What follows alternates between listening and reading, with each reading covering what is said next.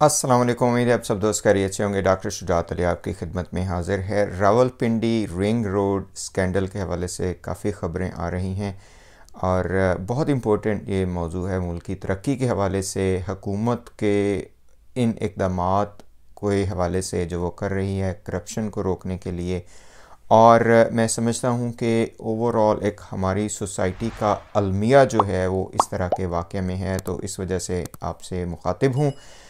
Detail इस वाक़े की ये हैं कि रावलपिंडी रिंग रोड जो कि 2017 में मंजूर हुआ था और उसमें पता चला था कि इसमें फ़ंडिंग है स्पेशली चाइना की तरफ से, लेकिन बाद में चूँकि हुकूमत चेंज हो गई तो उस वजह से ये मामला थोड़ा खटाई में पड़ गया। फिर दोबारा इसको रीएक्टिवेट किया गया और पहले जब शुरू में था तो इसकी जो लंबाई थी रावलपिंडी के जो एरिया में मेन जो वहाँ पे रोड्स हैं वहाँ पे ट्रैफिक को कम करने के लिए, उसका दबाव कम करने के लिए, जैसे सिंपली लाहौर में रिंग रोड है, बाकी भी बड़े सिटीज़ में बाईपास जैसे होते हैं, शायद इस वजह से इस तरह का है। बहुत जो क्रिटिकल इसकी जियोग्राफी है उसका तो मेरे पास अभी इल्म नहीं है, लेकिन मैं ओवरऑल जो बात कर रहा हूँ कि क्यों इम्पोर्टेंट है इस तरह के मौज़ूआत के ऊपर बात करना ताकि हम अवेयर हों। तो बहरहाल ये 2017 में शुरू हुआ और फिर खटाई में चला गया, तो 2020 में इसको दोबारा रीएक्टिवेट किया गया। शुरू में बताया गया कि इसकी जो लंबाई थी वो 37 किलोमीटर्स थी और उसके बाद इसमें चेंजेस की गई कि जिसकी वजह से जो कॉस्ट है वो भी अरबों रुपए बढ़ गई और इसकी जो लंबाई है वो भी 66.5 किलोमीटर हो गई।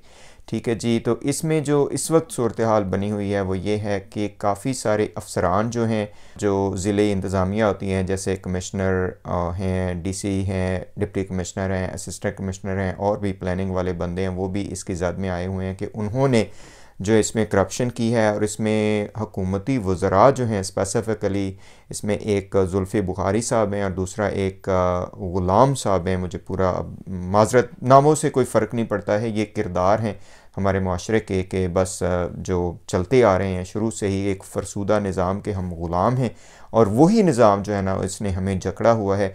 मतलब इस कदर अफसोसनाक सूरत हाल है ये कि ऐसा इंफ्रास्ट्रक्चर जिससे आपके मुल्क की तरक्की होनी है, जिससे आपके मुल्क ने आगे बढ़ना है, जिससे आपकी इंटरनेशनल लेवल पे आपके मुल्क की एक कदरदानी होनी है, उसमें हमारे ये हालात हैं। ये तो वो कहते हैं ना कि it's a tip of iceberg, बाकी अंदर खाते तो और बहुत से ऐसे वाक़यात होते रहते हैं। तो बहरहाल सियासतदान भी हैं इसमें, अफसरान भी हैं, जिसमें बड़े बड़े नाम जो मैं अभी बता रहा हूँ कि एक जुल्फ़ी बुखारी साहब का आ रहा था, उसके बाद जनाब जो एक और वज़ीर हैं ग़ुलाम साहब हैं, शायद उनका नाम है, इस तरह जो ACDC वगैरह काफ़ी सारे हैं इसमें। तो पता चला कि जो डिटेल है इसकी कि वज़ीर-ए-आज़म साहब को पता चला शायद 1 या 2 महीने पहले कि इस वाक़या के हवाले से और ये इस स्कैंडल के हवाले से काफ़ी सारी करप्शन हुई है। तो उन्होंने अपने तौर पे खुफिया इसकी तहकीकात करवाई और उसके बाद फिर DC साहब से पूछा शायद, तो उन्होंने इनकार किया कि ऐसा नहीं है। दोबारा तहकीकात हुई और उसमें ये साबित हुआ, जो अभी वहाँ के एक उन्हीं के शायद जो ब्यूरोक्रेसी में बंदा है जिसने ये सारी तहकीकात की हैं। तो बहरहाल इसमें जो मैं समझता हूँ कि वज़ीर-ए-आज़म साहब का एक बहुत जुर्रतमंदाना इक़दाम है। देखें, हम तनकीद करते हैं, मैं भी करता हूँ, आप भी करते हैं, सारे करते हैं। जहाँ पे अच्छी बात है उसकी तारीफ़ करनी चाहिए, क्योंकि यही एक माशरे को आगे बढ़ाने का एक अच्छे तरीके से एक चलन आप समझ लें होता है। ठीक है जनाब, कि जहाँ पे मसाइल हैं उनकी बेहतरी के लिए बात करनी चाहिए, लेकिन जहाँ पे अच्छी बातें हो रही हैं वहाँ पे उसको अप्रिशिएट भी करना चाहिए। मेरा ख़्याल है कि वज़ीर-ए-आज़म साहब का इस हवाले से बहुत बड़ा एक इक़दाम है कि उन्होंने अभी तक करप्शन को रोकने के लिए कोशिश की है। आपके सामने है अभी ये जो जहांगीर तरीन साहब वाला मसला बना हुआ है कि जिसमें वज़ीर-ए-आज़म को पता है कि ये मेरा सबसे बड़े सपोर्टर हैं फाइनेंशियली भी और बाकी लिहाज से भी, लेकिन फिर भी उन्होंने तहकीक का हुक्म दिया। ठीक है, और अब पंजाब गवर्नमेंट और तरीन साहब के मसाइल बने हुए हैं। इस वाक़े में भी ले लें तो वज़ीर-ए-आज़म साहब ने पर्सनल जो है वो क्या उसे कहते हैं कि दिलचस्पी लेके कहा है कि इस वाक़े की तहकीकात की जाएँ। और इसमें मैं समझता हूँ कि जो जुल्फ़ी बुखारी साहब हैं और वो जो दूसरे वज़ीर साहब हैं ग़ुलाम साहब, मुझे सॉरी एक पूरा नाम का अगर नहीं मैं ले रहा, तो मैं समझता हूँ कि उनकी भी एक आला ज़रफ़ी है। जैसे जुल्फ़ी बुखारी जो है उसके ऊपर तनकीद हो रही है काफ़ी ज़्यादा, actually he is from UK और उनका पुराना ताल्लुक़ है वज़ीर आज़म के साथ, और वज़ीर आज़म के वो बहुत करीबी एक एडवाइज़र समझे जाते हैं। लेकिन मैं समझता हूँ कि ये ज़बरदस्त किस्म की एक शुरुआत है कि जैसे ही नाम आया उनका तो उन्होंने इस्तीफ़ा दे दिया कि भाई मैं रिज़ाइन देता हूँ जब तक ये तहकीकात मुकम्मल नहीं होती। आज ही मैं उनका एक कामरान खान जो दुनिया टीवी के एक बहुत बड़ा नाम है, उनके साथ एक उनकी फ़ोन कॉल सुन रहा था जिसमें उन्होंने बताया कि मेरा करप्शन करने में इसमें कोई हाथ नहीं है, मेरा कोई वहाँ पे रिश्तेदार नहीं है, कोई ऐसा वो नहीं है चक्कर मेरा कि जिसकी वजह से मुझे इसमें लपेटा गया है, लेकिन चूंकि मेरा नाम आया तो इस वजह से मैंने मुनासिब समझा कि मैं जनाब इससे अलहदा हो जाऊँ। तो ये एक बहुत बड़ी बात है, ठीक है जी। इस बात पे वज़ीर आज़म साहब को अप्रिसिएशन है और ये जुर्रतमंदाना उनका इक़दाम है कि ख़ुद हुकूमत में होते हुए उन्होंने कहा है कि मेरे जो भी लोग हैं अगर इनके ख़िलाफ़ करप्शन का ये वाक़या सामने आता है तो इसके ऊपर तहकीकात करनी चाहिए, ठीक है, और होनी चाहिए। उसके बाद हम आते हैं कि असल में ये है क्या, हो क्या रहा है। आपको पता है कि जैसे ही पता चला कि ये जी इसकी रूट चेंज कर दिया गया है और इसमें तकरीबन कोई 10 हाउसिंग सोसाइटीज़ जो हैं उनको फ़ायदा हो रहा है और उससे जो प्राइसेस हैं उन हाउसिंग सोसाइटीज़ की वो बहुत आगे ऊपर चली गई हैं। तो असल में ये खाता है यहाँ पे। आपको पता है कि पाकिस्तान में इस वक्त क्या हौलनाक किस्म की एक गेम खेली जा रही है।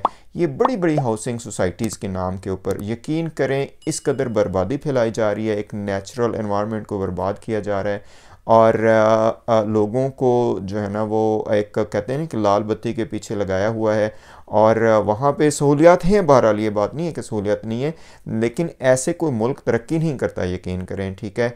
आपको सारी चीज़ों को साथ लेके चलना पड़ता है। ऐसे नहीं हो सकता कि आप एक जगह पे तो वर्ल्ड लेवल की बेहतरीन किस्म की जनाब सहूलियात दे दें और दूसरी जगह पे आपके पास स्लम्स हों, ठीक है जी। इस तरह कभी कोई माशरा तरक्की नहीं करता और यही काम हो रहा है।